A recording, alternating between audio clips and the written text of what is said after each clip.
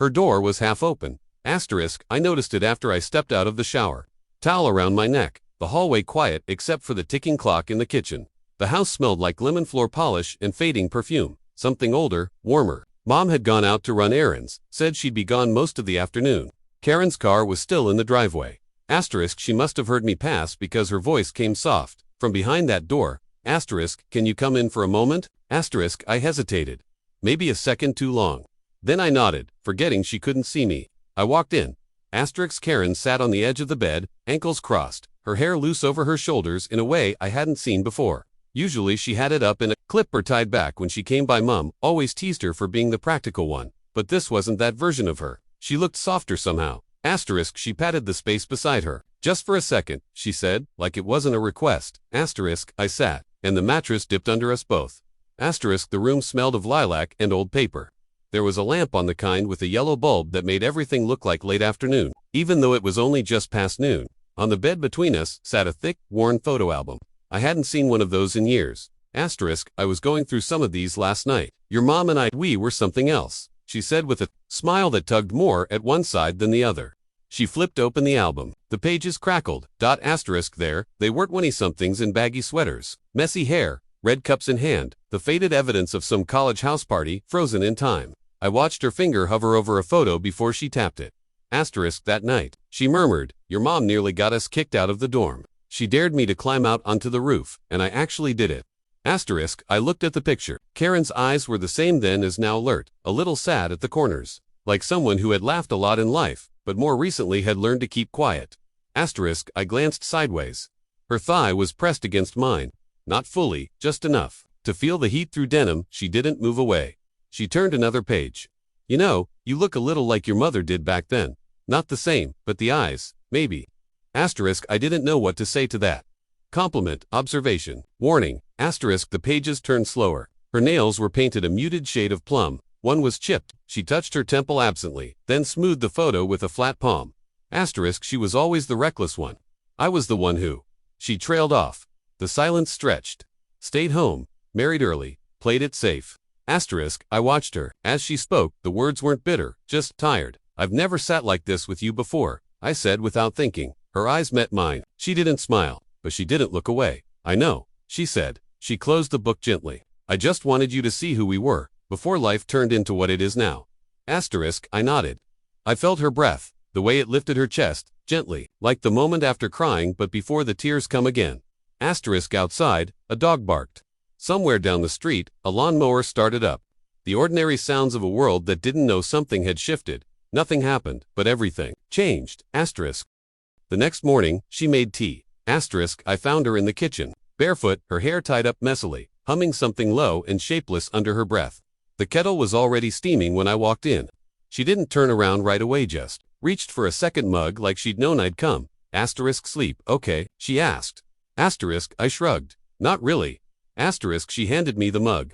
The tea was hot, too strong, just the way my mom used to make it. We didn't speak much. The back door was open, and she motioned toward the porch with her head. Asterisk, outside, the morning was gray and still. There was a dampness in the air from rain that must have passed through overnight. We sat in the two wooden chairs that had always been out there, facing the little yard and the drooping trees. Asterisk, for a while, we didn't say a word. The tea cooled in our hands. Asterisk, then, she asked, was she the one? Asterisk, I didn't pretend not to know who she meant. Asterisk, I stared down into my mug. The steam had thinned to nothing. I thought she was, but I think maybe. I never really let her see all of me. Asterisk, Karen nodded slowly. You're young. That kind of knowing it takes time. Asterisk, I looked over at her. Her profile against the cloudy light was calm, almost too still. Asterisk, she left in the middle of dinner, I said. Just walked out. Said I made her feel like she wasn't enough. Asterisk, Karen didn't say anything right away. Then she placed her hand over mine, just briefly, like someone testing the temperature of something fragile. Asterisk, sometimes, she said, people ask to be seen and don't realize how much that actually means. She let go before I could react. That evening, I couldn't sleep. I lay in bed with the ceiling fan turning above me and the sheets twisted around my legs. Every time I closed my eyes, I saw her hand on mine. Asterisk, sometime after midnight, I heard her humming again. Faint, like a lullaby only meant for herself. Asterisk, I got up and padded down the hallway barefoot. The kitchen light was dim, just the little lamp near the sink, glowing amber. She stood in her robe, pouring hot water into the same mugs from earlier. Asterisk, she looked over her shoulder. I figured you couldn't sleep either. Asterisk, I leaned against the counter. You always make tea this late. Asterisk, only when the house is too quiet. Asterisk, we sat at the kitchen table.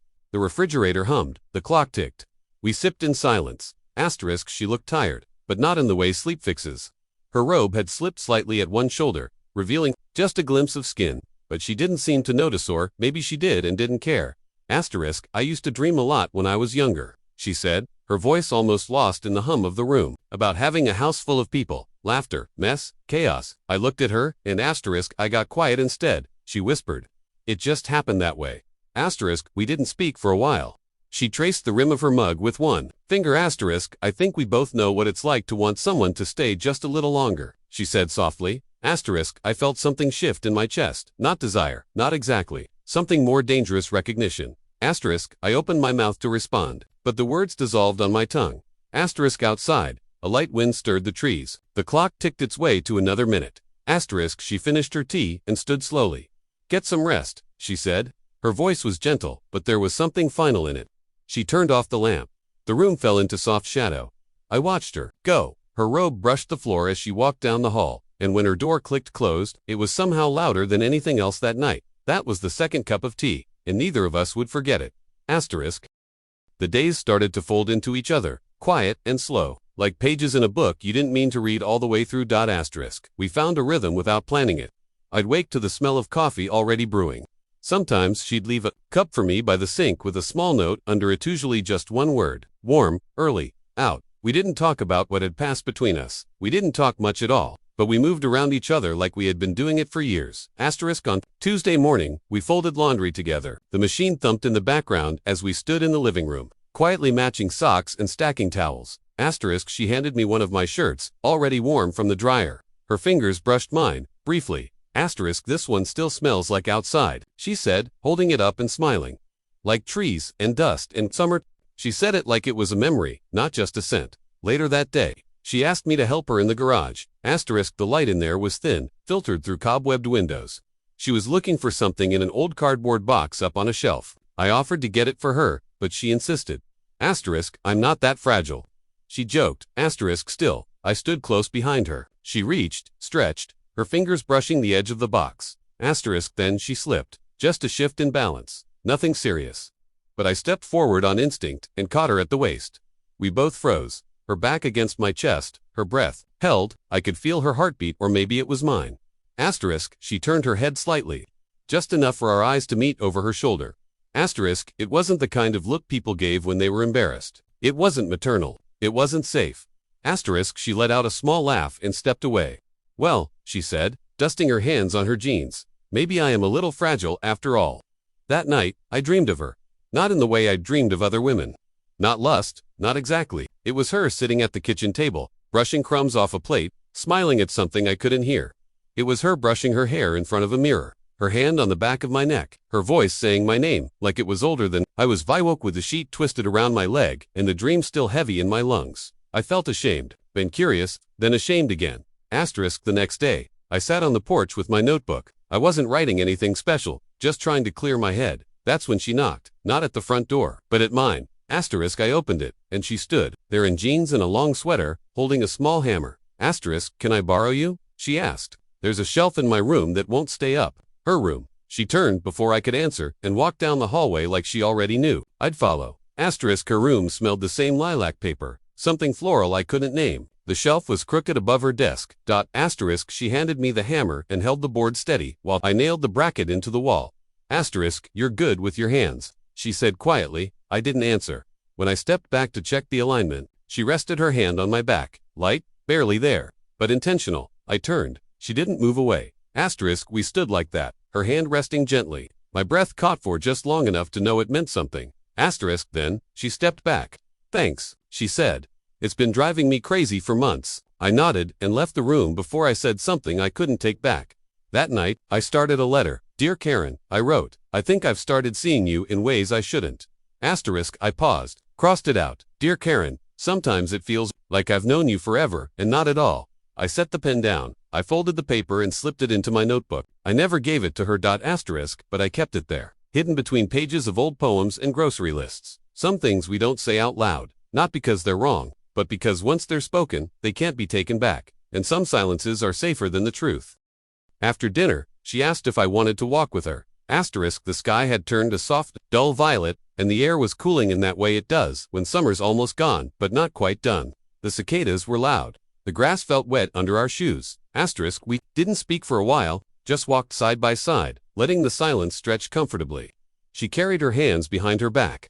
I noticed the way her sleeves were pushed up, how her wrist bones looked delicate in the fading light. Eventually. She broke the quiet. I used to come out here as a girl, she said, gesturing toward the far field that edged the old fence line. I'd bring a book and pretend I was in a different life, somewhere quieter, somewhere far away. Did it work? I asked. Sometimes. She smiled, at least until dinner. We walked a little farther until we reached the big sycamore tree near the ditch. The bark was pale, peeling in places. She sat down first, crossing her legs carefully, like someone who still remembered how to be young in her body. I sat beside her, close, but not too close. She looked out toward the horizon. The sky was starting to bruise darker now. I always thought I'd be someone's person, she said, a partner, a mother, maybe even a writer. You still could, I said. She shook her head, but not sadly, just acknowledging. Life doesn't always announce when it's made a decision. Sometimes it just happens while you're looking the other way. The wind picked up slightly. She pulled her cardigan tighter. I offered her my arm, unsure if it would be welcome. But she leaned in without hesitation. Her head rested lightly against my shoulder. Barely any weight at all. We sat like that for a long time, listening to the evening close in around us. On the way back, the house looked soft and unfamiliar, like a painting in warm colors. Inside, the lights were low. She stopped at my bedroom door. She didn't step in. She looked at me like she had something to say, but then just gave a small smile. Good night, she said, her voice almost a breath. You've brought something warm back into this house. I stood there long after her door had closed, hand still on the doorknob. Sleep didn't come. I watched the ceiling change colors as the hours passed gray to blue to gold. At dawn. I got up. The hallway was quiet. Her door was open. I paused, then stepped to the threshold. She sat at her vanity, brushing her hair slowly. The soft rhythm of it, the only sound. She saw me in the mirror and didn't flinch. She held my gaze through the glass, her face unreadable. You can come in, if you want, she said. And just like that, the space between us felt thinner than it had ever been. I stepped in without saying anything. The door stayed open behind me. She didn't turn around right away. She just kept brushing her hair, long slow strokes, like she was gathering herself. The room smelled faintly of cedarwood and something, sweeter something I hadn't noticed before. The sun was just beginning to rise. That soft, colorless light slipped in through the window, filling the space between us. She set the brush down gently, as if not to wake something sleeping. I couldn't sleep, I said. She nodded, still facing the mirror. Me neither. A silence passed between us, quiet but not empty. She turned then, eyes soft, mouth unreadable. She reached to the nightstand and picked up a small, cloth-bound book, worn at the edges.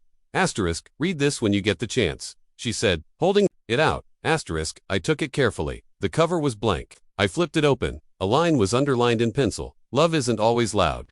Sometimes it's just someone noticing that you've been quiet too long. She watched me read it. Then she said, there's a line I think of often. It's not about age or timing. It's about whether someone sees you for real. I didn't answer. I didn't have to. She sat on the edge of the bed, legs tucked to one side, and patted the space beside her. We sat there without speaking for what felt like hours. The light kept changing, softening everything. The birds had started their morning song. She reached up once, slowly, and placed her hand on my cheek. Just a touch barely, there, but warm. It wasn't romantic, it wasn't motherly, it was something else entirely, a kind of confession. Her fingers lingered, then withdrew. We started to talk not about what was happening, but everything around it. She told me about a man she loved when she was 22, about the way he made her laugh at nothing, how he left without a goodbye. I told her about a letter I wrote that I never sent. We shared the small, invisible stories, the ones you never think anyone wants to hear. The room grew brighter. Still, the door stayed open. We didn't touch again. We didn't need to. When my mother returned later that day, she paused in the kitchen, looked at me, then at Karen. She didn't say anything right away. just set her bags down slowly. Asterisk, Karen smiled and reached for her coat. Asterisk, I should be going, she said gently. My mother nodded, but her eyes stayed on me a second too long. Karen didn't hug me. She didn't linger, just rested her hand lightly on my arm as she passed. That was all. A few months later, I got a letter in the mail. No return address.